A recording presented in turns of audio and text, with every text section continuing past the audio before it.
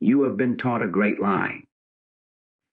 You believe that chaos, confusion, and sudden obstacles are signs you have failed, that your manifestation is lost. I am here to reveal the astonishing truth. This very turmoil is the most certain sign your demonstration is at hand. The breaking of form always precedes the emergence of the new.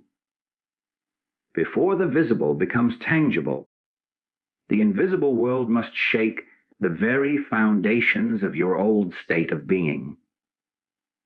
What you perceive as collapse is, in reality, a divine rearrangement. We are going to move beyond the surface appearance of lack and trouble to perceive the spiritual activity taking place within you. You will come to see the pressure, the unexpected reversals, the inner restlessness not as enemies, but as sacred heralds. In this communion, you will learn to interpret these signs, to stand firm in the silence while the world reshapes itself to your conscious awareness. You will discover how to cease interfering with the divine process and instead become a willing witness to your own unfolding good. If you are ready to have your understanding overturned and to perceive the divine law in action, then join this inner circle. Consecrate this journey by subscribing to this channel, and in the comments below, inscribe the sacred number 11, symbolizing the transition from the material to the spiritual, to affirm your readiness to see through the chaos. Let us examine this first and most pivotal point of recognition, the world and your own trained thinking. We'll rush in to tell you that the upheaval you are experiencing is proof of a mistake, a wrong turn, a sign that you are not in alignment with your good. This is the great illusion. It is the old consciousness, the very state of lack or limitation you are outgrowing, making its final stand. It screams in protest as the light of a new awareness begins to dissolve its foundations. To believe the chaos is to side with the appearance, to agree with the testimony of the senses, and in doing so, you inadvertently delay the very thing you are praying to see. Consider the simple, daily life example of moving from a small, cramped apartment into a spacious home. In the final days before the move, there is seldom peace or order. Boxes are everywhere, familiar items are packed away, the space you knew becomes unfamiliar and dysfunctional. It is a mess. It feels, in many ways, like a step backward. If you judged by appearance alone, you might conclude you have made a terrible decision. Look at the disarray, the inconvenience, the broken routine. Yet, you understand this chaos is not a failure of the move. It is the essential, unavoidable process of the move itself. The dismantling of the old space is inseparable from the claiming of the new. Without this transitional turbulence, you would remain trapped in the confines of the old apartment forever. Now, translate this to your inner, spiritual move. You have dwelled in a consciousness of limitation, perhaps regarding supply, relationship, or purpose. You have prayed. You have turned within. You have claimed your oneness with infinite source. This is not a passive daydream. It is a potent, creative act. It initiates a divine activity within you. The old furnishings of your mind, the fears, the doubts, the ingrained beliefs in struggle and separation, must be uprooted and packed away. This internal rearrangement manifests outwardly as what you label chaos.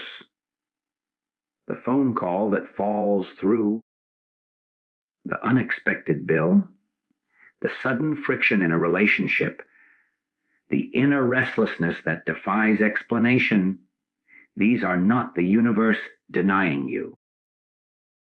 They are the boxes in the hallway, the furniture shoved out of place, the echoes in emptying rooms. I will take you deeper. When a builder erects a magnificent structure, the initial phase is never one of adding beauty, it is one of excavation. The ground must be broken open. The earth, which appeared solid and stable, is torn up. There is noise, dirt, and what looks like pure destruction. To an observer who does not understand the blueprint, it appears to be a project abandoned or gone horribly wrong. But the builder is not dismayed by the excavation, he ordained it. It is the necessary precondition for laying a foundation that will support the weight of glory to come. Your consciousness is that building site, the breaking open of your old, compacted ground, your settled opinions, your resigned acceptances, your "this is just the way it is" conclusions, is a sacred excavation. The anxiety you feel is not a sign of absence, but evidence of activity at a level deeper than your surface mind can comprehend. Perhaps you have been working to manifest greater financial freedom, a flow of supply that feels graceful and assured. You have dwelled in the truth of your oneness with divine abundance. Then, seemingly from nowhere, a client departs, a project is canceled, a door closes with a definitive sound. The old consciousness rises in a panic, shouting, "See! You are failing! You are moving in the wrong direction." This is the critical moment of choice. You can agree with the appearance and descend into fear, thereby occupying the very state of lack you wish to transcend. Or you can recognize the sign. That closed door is not a blockade on your path. It is the demolition of a structure that could no longer contain the new form of your good. It makes space. The client who departed was occupying a room in your mental household that is now being cleared for a new, more harmonious relationship. The discomfort is the friction of expansion. Do not misunderstand me. I am not telling you to seek out chaos or to glorify suffering. I am revealing the spiritual law behind the appearance so you may cease being a victim of it and become a conscious participant in your unfoldment. The shaking is not random. It is specific. It targets precisely those buried beliefs that have held your demonstration captive. The frustration you feel with a sluggish situation is the divine impulse within you agitating against the acceptance of bondage. It is the itch of a healing wound, not the sting of a new injury. When you feel this turbulence, this sense of things coming loose, you must pause and turn within. Go beneath the noisy surface of the event to the silent activity of the spirit. In that quiet, you will hear a different story. You will perceive not destruction, but preparation. You will feel not abandonment, but the intense, focused presence of a loving principle, meticulously deconstructing the prison you have outgrown so you may step freely into the manifestation that has already been established for you in the invisible. This is the end of being fooled by the storm clouds that gather just before the dawn. This brings us to the heart of the mystery, the activity that is hidden from the eyes of the world, but is the only true cause in your experience. What you have mistaken for random or hostile events is in fact a precise and intelligent operation. It is a divine rearrangement, the meticulous reordering of the intangible substance of consciousness so that it may take form as your visible good. Nothing in this universe is static. All is in a perpetual state of becoming. Your sincere prayer, your deep inner affirmation of truth, sets this spiritual law into motion. It begins to reshape the very fabric of your being. And the first evidence of this is not the appearance of the new, but the disappearance of the old. The old arrangements of thought, belief, and energy must be dissolved so that a new, higher order can coalesce. Think of a master composer hearing a symphony in the silence of his mind. Before a single note is played by the orchestra, there is a period of intense internal activity. The themes are developed, the harmonies structured, the movements arranged. If you could peer into his mind during this phase, it might seem like chaos, fragments of melody, conflicting ideas, moments of frustration as the perfect form is sought. Yet, this seeming mental chaos is the gestation of the masterpiece. The composer is not writing random notes. He is engaging in a divine rearrangement of sound into a pattern that will later stir the hearts of thousands. The frustration is not a sign he should abandon the work. It is the friction of creation itself. Your life is that symphony in its composing stage. The external dissonance you are witnessing is the direct reflection of the internal composition of a higher harmony. The old, familiar, and limiting tune of your past is being broken apart so its notes can be reassembled into a grander opus. Let us bring this into the realm of your daily living. You have held a certain self, concept, perhaps one of working hard for little reward, of relationships that demand more than they give, of a health that is perpetually precarious. This self-concept is not a mere idea. It is an active, living pattern that magnetizes experiences to match it. It is an arrangement of consciousness. When you consciously plant a new truth within, I am the very expression of infinite abundance. I am a center of pure, harmonious love. I am governed by the perfect life of God within. You introduce a new, more powerful pattern. Immediately, the old arrangement must yield. This yielding is what you feel. The frustration at your job is not about the job.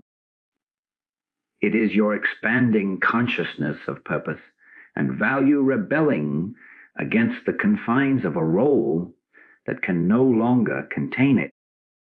The sudden tension in a once stable friendship may be the shaking loose of a bond based on old, mutually limiting ideas to make way for a connection that reflects your newfound spiritual stature.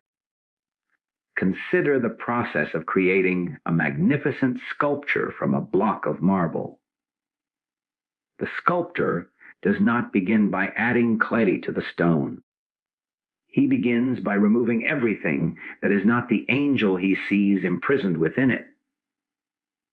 With each strike of the chisel, chips fly, dust fills the air, and the original form of the block is destroyed. To someone who does not share the sculptor's vision, it looks only like ruin. They see the loss of material, the scars on the stone, but the sculptor sees with different eyes. Every hammer blow, every fragment that falls away, is a sacred and necessary act. It is not destruction for its own sake.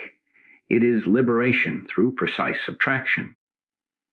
He is not dismayed by the piles of debris at his feet. He is encouraged by them, for they are the literal evidence of the emerging form. Your life is that block of marble. The divine activity within you is that master sculptor. The losses you lament, the comforts that seem to be stripped away, the familiar supports that vanish, these are the chips of superfluous stone falling away. They are not your good being taken. They are the impediments to your good being removed. The anxiety comes when you focus on the fallen chips instead of feeling the emerging form beneath the inner hand of the sculptor. This is why you must learn the art of inner stillness amid outer motion. When the ground seems to fall away from beneath your feet, that is the moment to close your eyes to the spectacle and open your inner ear. In that silence, you will begin to perceive the new pattern being established. You will feel a strange sense of rightness, even peace, at the core of the turmoil. Like the calm eye of a hurricane, this is your confirmation. You are not being punished. You are being prepared. The closed door is making room for the architect to draw new blueprints. The emptied space is being sanctified for a greater fulfillment. To resist this process, to clutch at the falling chips of marble, is to prolong your captivity within the unformed block.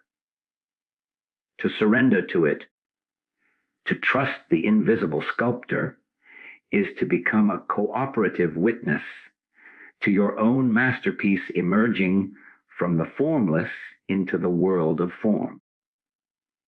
The rearrangement is always from a lesser concept to a higher reality, from a human plan to a divine idea.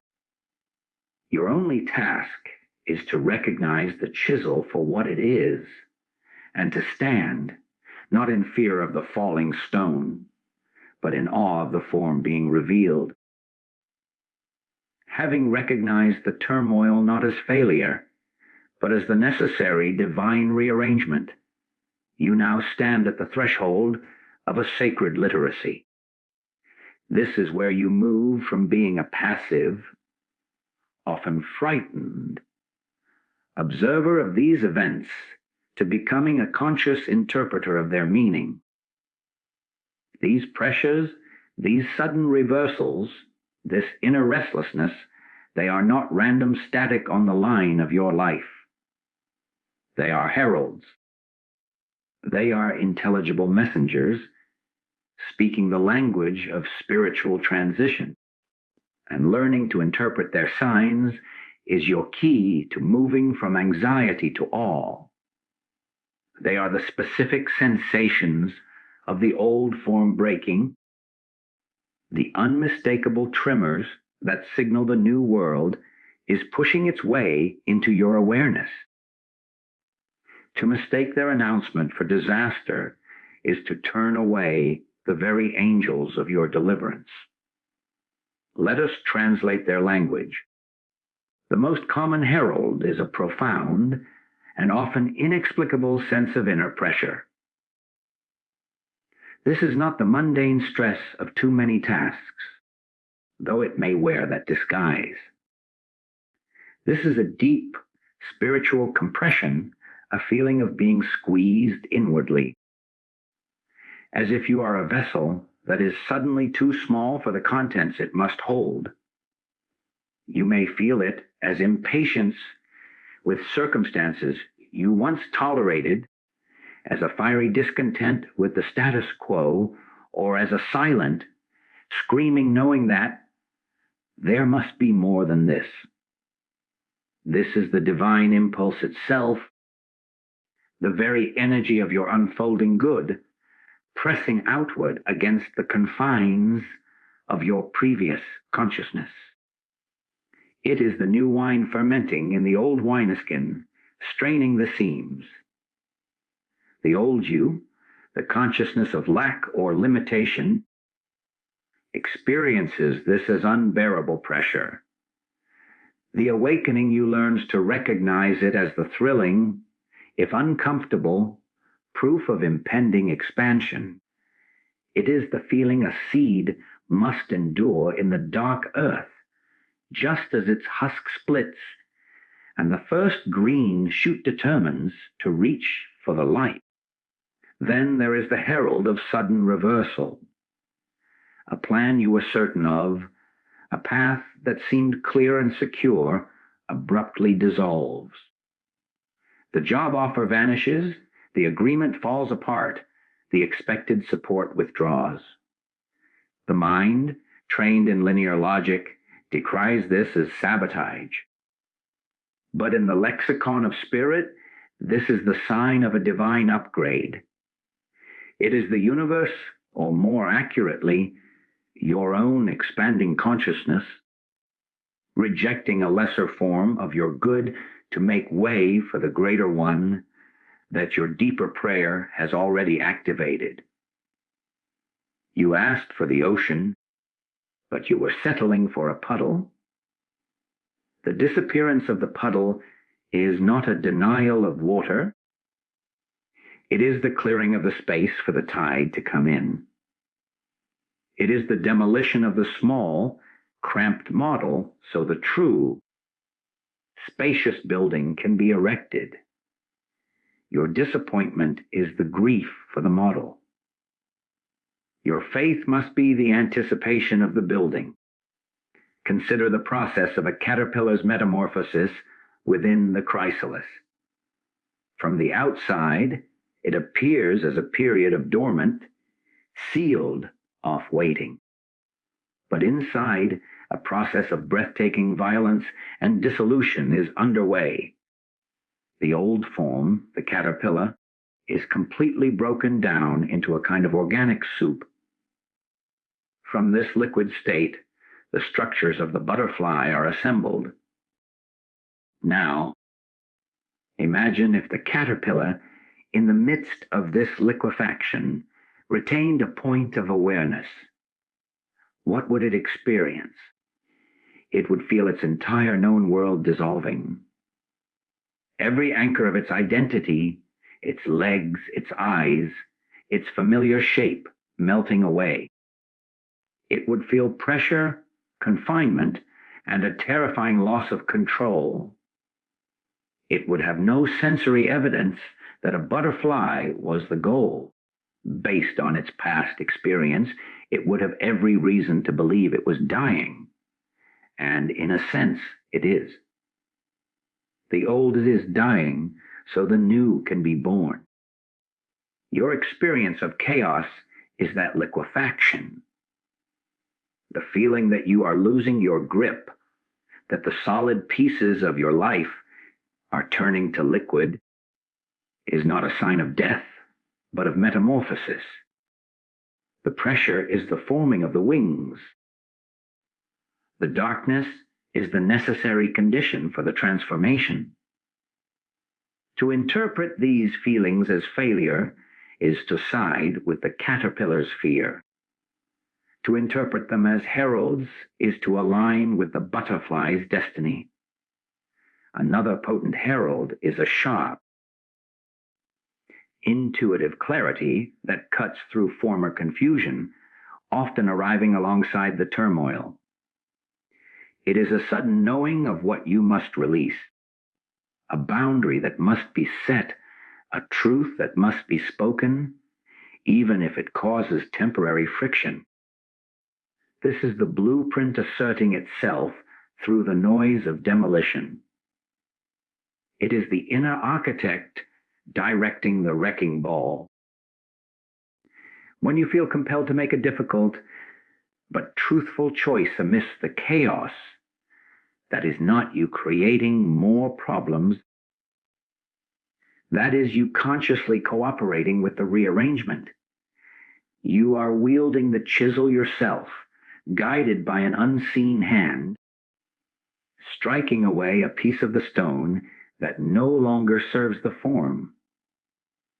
To interpret these heralds is to change your entire relationship with the process.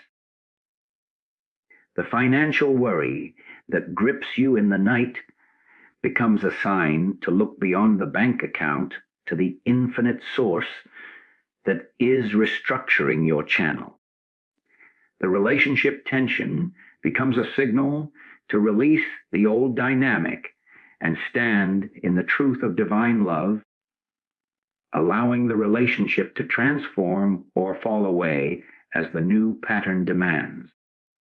The feeling of being lost and without direction is transformed from a crisis of purpose into the sacred.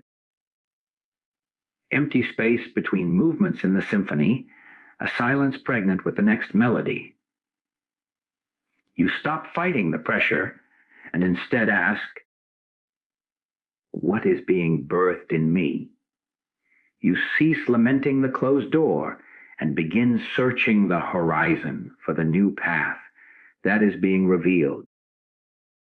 This interpretive shift is the alchemy that turns the lead of panic into the gold of conscious participation. You are no longer a victim of the storm. You are the sailor who has learned to read the wind and the waves, knowing they are not here to destroy your ship, but to carry you to a shore your old maps never could have charted. This brings us to the most critical practice, the anchor in the storm. The very posture that determines whether you will be overwhelmed by the process or carried by it. It is the cultivation of an inner stillness so profound, so unshakable, that it becomes the fertile ground from which the new form can emerge. This is not a passive waiting, nor a numb resignation. It is an active, dynamic, and powerful standing firm in a silent knowing, a knowing that exists beneath the clamor of thoughts, beyond the convincing testimony of the senses, and independent of any external validation. When the walls are shaking and the ground feels unstable, this is not the time to run in panic, searching for a new foundation out in the world. It is the time to go deeper within, to that place which has never been touched by any storm, to the very center of your being, where the I Am resides, forever intact, forever at peace, forever one with the infinite creative principle. Think of a deep sea submarine navigating the most violent surface storm. On the ocean's surface, waves are mountains high, the wind screams, and chaos reigns. It is a realm of pure, terrifying force. Yet, just several hundred feet below, in the silent depths, there is a profound and absolute calm. The tempest does not reach there.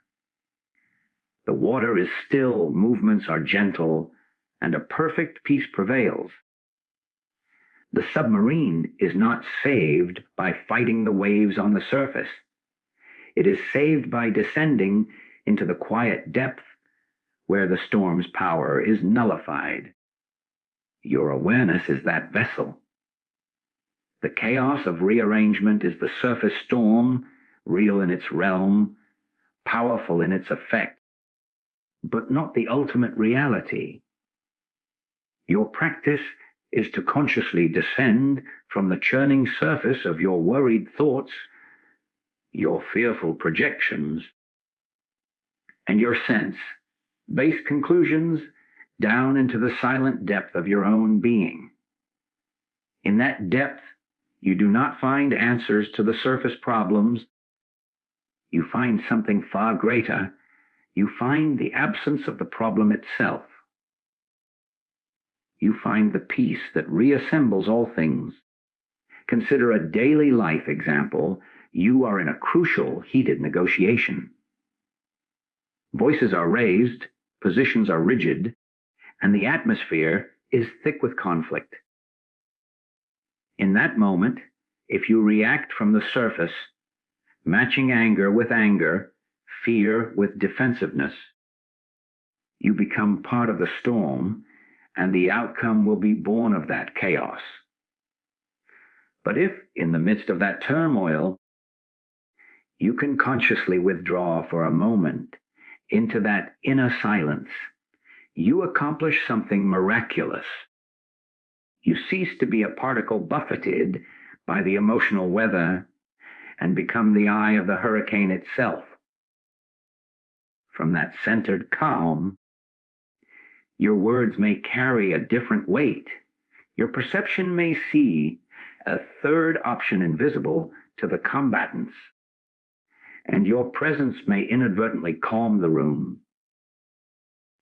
You have not changed the external facts yet, but you have changed the entire spiritual atmosphere from which a solution can emerge.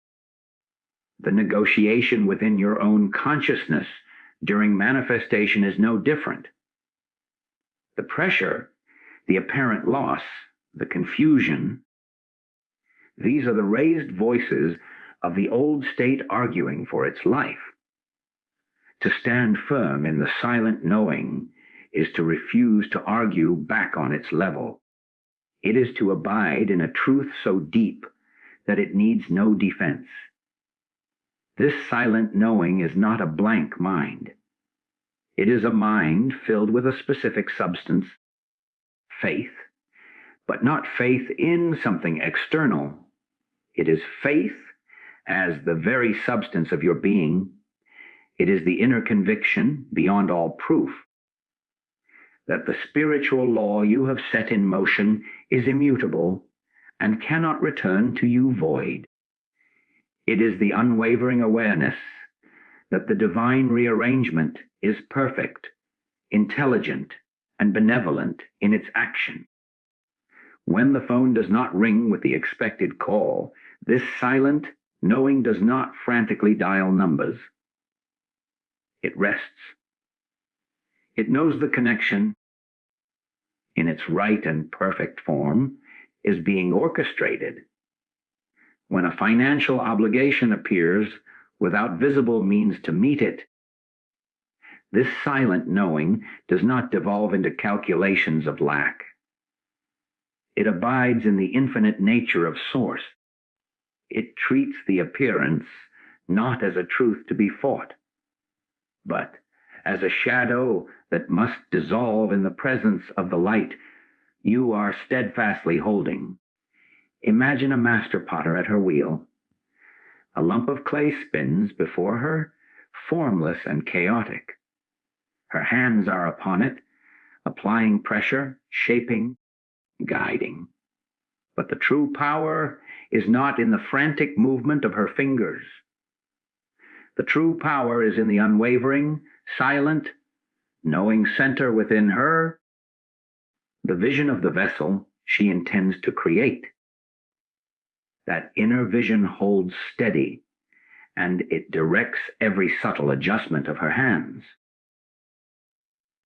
If she were to become distracted by the wobble of the clay, by the splash of the water, by the mess on her apron, and lose that inner silent focus, the clay would collapse into a useless heap. Her inner knowing is the governing force. You are the potter, and your life experience is that clay on the wheel. The chaos of rearrangement is the necessary wobble, the splash, the mess of creation.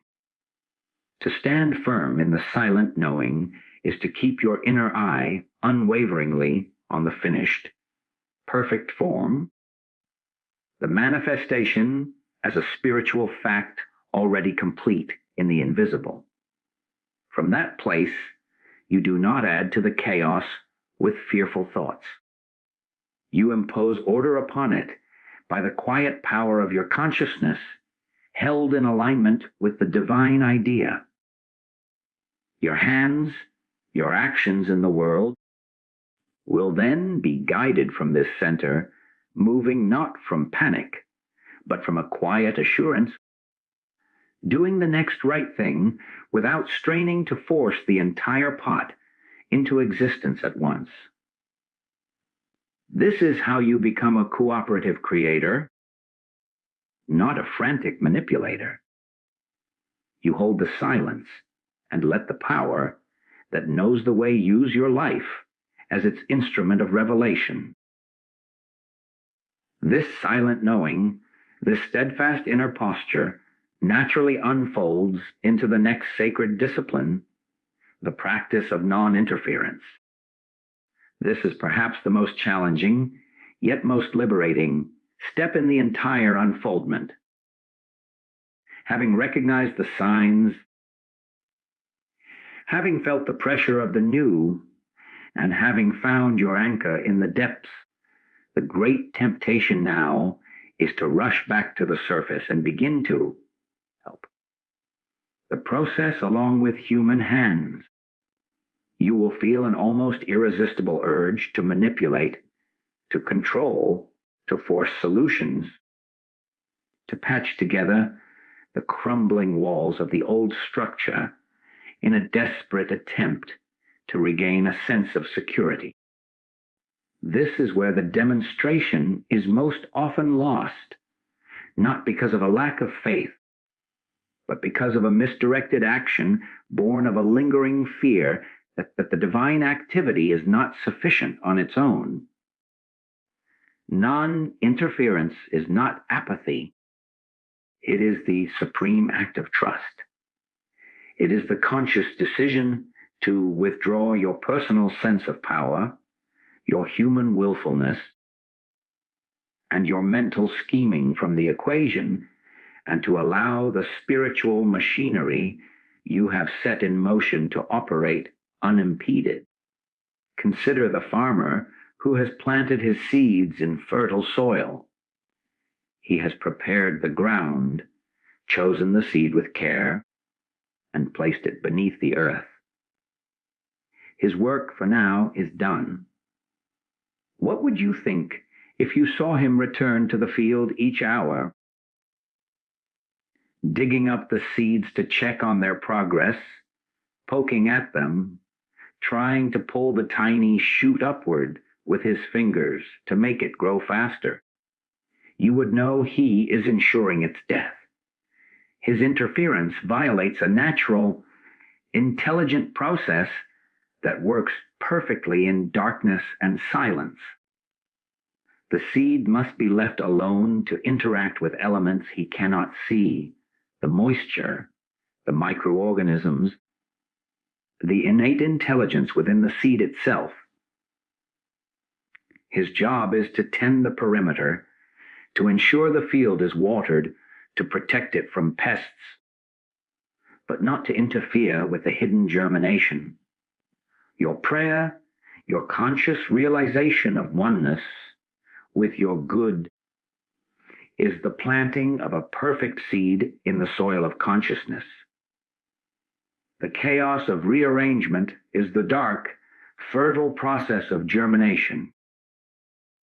To interfere is to dig it up with your worry, to poke it with your doubt, to try to force its growth with frantic, fear-based action. You must learn to tend the perimeter of your thought, maintaining the atmosphere of faith and gratitude while utterly surrendering the how and the when to a wisdom far greater than your own. Take a daily life example far removed from spirituality, healing a physical wound. When you cut your hand, an incredible, pre-programmed intelligence within your body immediately goes to work, platelets rush to clot, white blood cells mobilize to fight infection, collagen is laid down, and new skin cells proliferate. This is a divine rearrangement at a physical level. What is your role? You cleanse the wound, you may bandage it to protect it, and then you let it be. You do not stand over it, constantly peeling back the bandage to see if it's healed yet. You do not try to mentally force the cells to multiply faster. You do not, in your anxiety, pick at the scab, reopening the healing tissue. You have faith in the silent, invisible process. You know that interference, the picking, the constant checking, the lack of trust, actually prevents healing and can cause infection or scarring. Your manifestation is the healing of a wound in your consciousness, the closing of the gap between your belief in lack and your awareness of abundance. The bandage is your prayer, your statement of truth. The itching and tenderness as it heals are the heralds of pressure. To pick at it with doubt, to reopen it with, how will this ever work? Scenarios to constantly check your bank account or email for proof of healing is to violate the process. Non-interference means applying the truth and then walking away in your mind, knowing the healing is proceeding under that bandage according to a perfect law.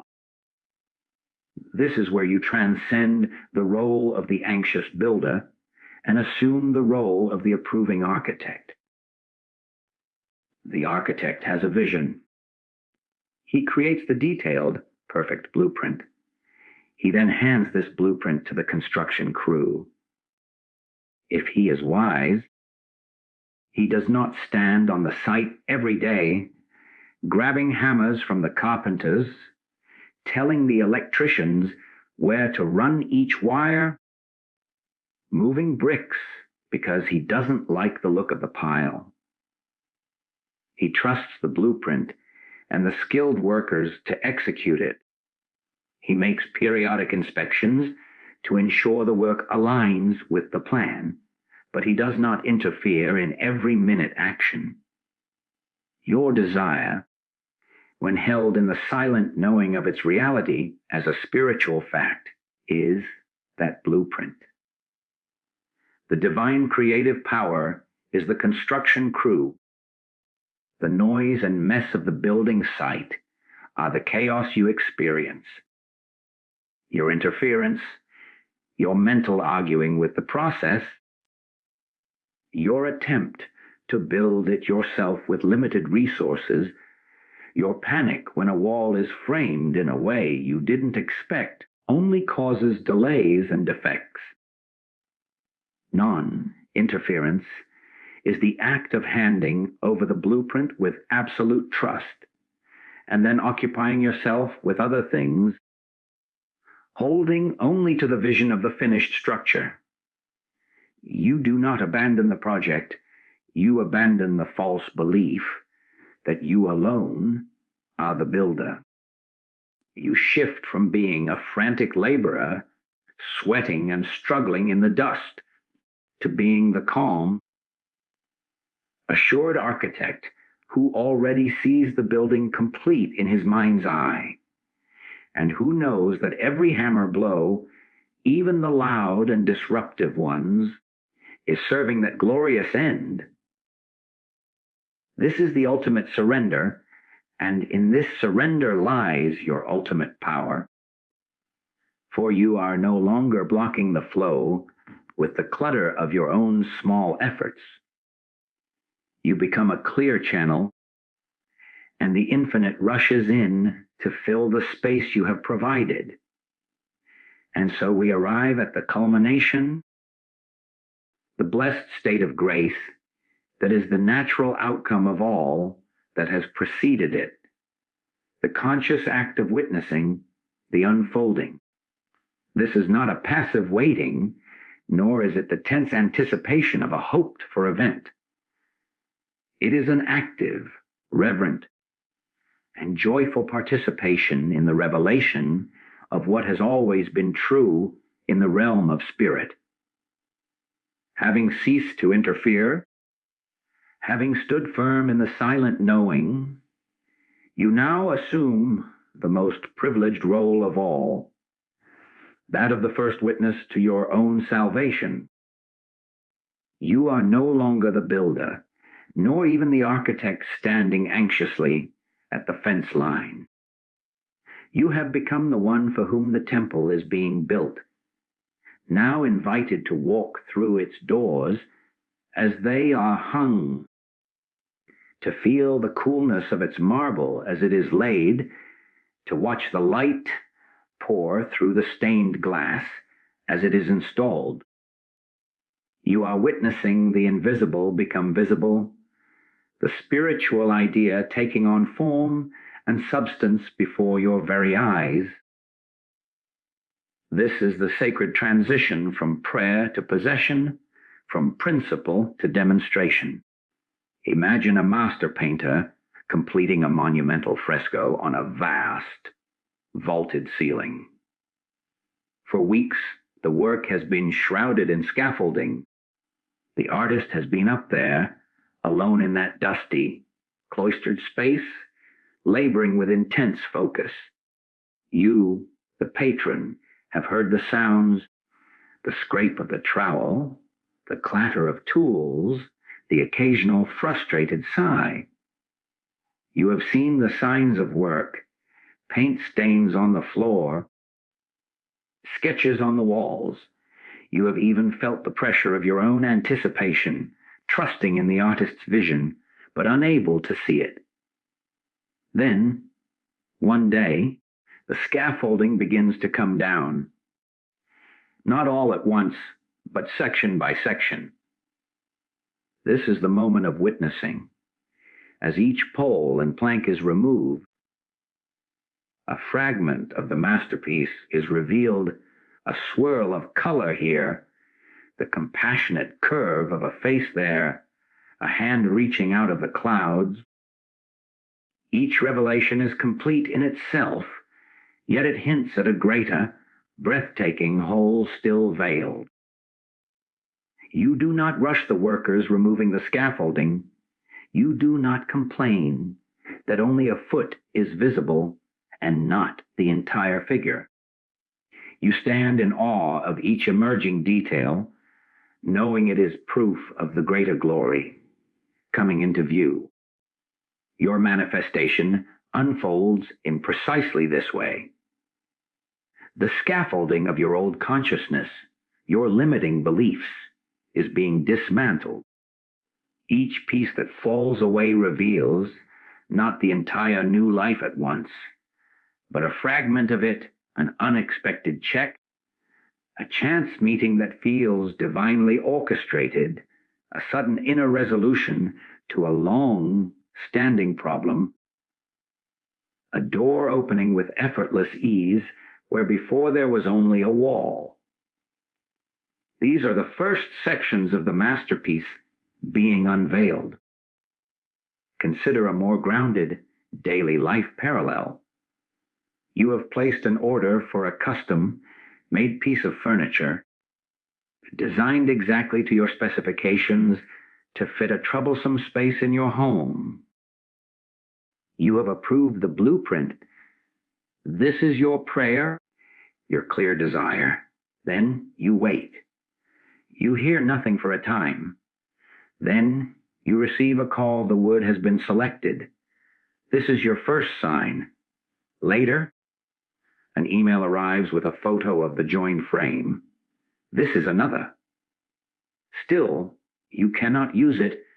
It is not in your home.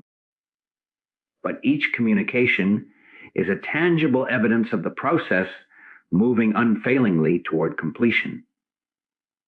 The day finally comes when the truck arrives. The movers bring in the pieces, carefully wrapped.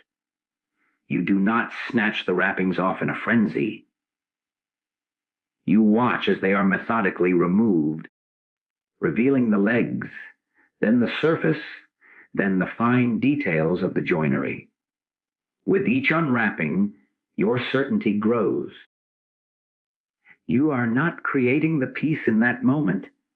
You are witnessing the arrival of what was created for you in the workshop. Your manifestation arrives in the same way, unwrapped by circumstance and delivered by grace. The unwrapping is the unfolding.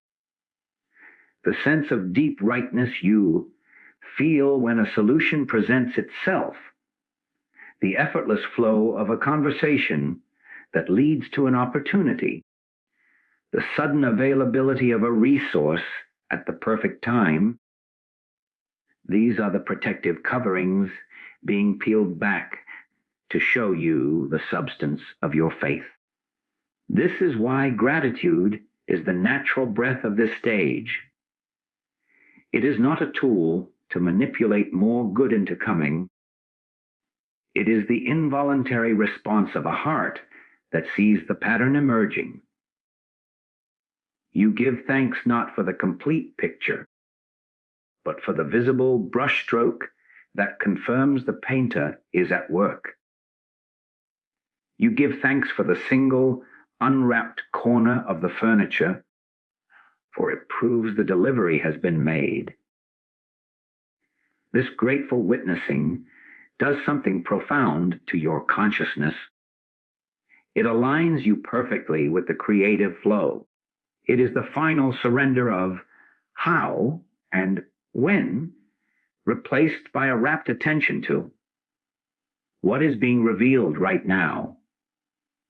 You stop looking for the entire new landscape to appear on the horizon and instead marvel at the single, unfamiliar, beautiful flower that has sprouted at your feet, the one that could not have grown in the old soil.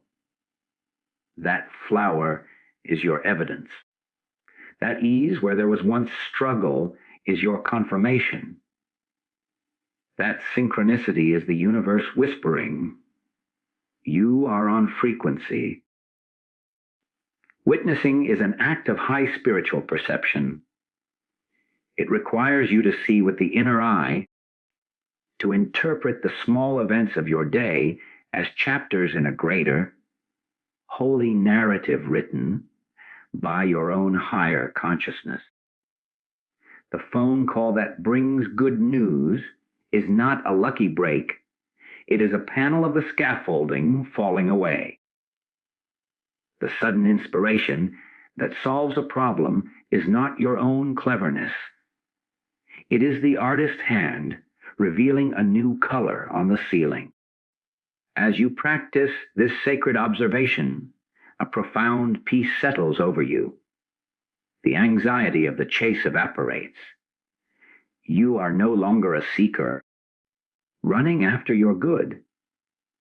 You have become a discoverer, finding it at every turn, in every unfolding moment, recognizing its approach in 1,000 subtle ways before it ever appears in its full, magnificent form.